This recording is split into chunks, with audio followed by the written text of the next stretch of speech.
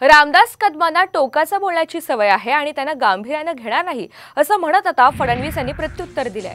आमचे 115 आमदार असतानाही शिंदेना मुख्यमंत्री करून सन्मान केला असं देखील फडणवीस यांनी म्हटलंय। भाजपच्या रवींद्र चव्हाण यांच्याकडून दापोली मतदारसंघात योगेश कदम यांना त्रास होतोय असा आरोप रामदास कदमांनी केलेला होता। सोबत आलेल्यांना केसानं गळा कापू नका अशी टीकाही रामदास कदम यांनी केलेली होती। रत्नागिरी मतदारसंघ असू देत, रायगड मतदारसंघ असू देत, मावळ मतदारसंघ असू देत, तो संभाजीनगरचा मतदारसंघ असू देत, इथं जे चाललंय ते अतिशय घृणास्पद असं चाललंय भाजपच्या माध्यमातून महाराष्ट्रातल्या। तर माझी प्रामाणिक अशी इच्छा आहे की मोदीजींनी आणि शहाजींनी महाराष्ट्रातल्या काही नेत्यांचे कान उपटले पाहिजेत। तुमच्यावरती विश्वास ठेवून जे लोक आलेत त्यांचा केसानं गळा कापून नाही।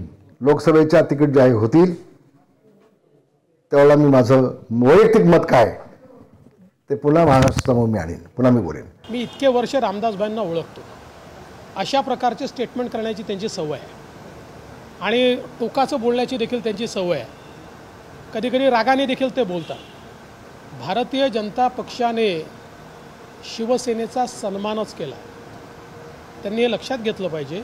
आम्ही 115 आहोत, तरी देखील आमच्यासोबत आलेल्या शिंदे साहेबांना आम्ही मुख्यमंत्री केलं, कारण खरी शिवसेना आमच्यासोबत आली याचं आम्हाला समाधान आहे।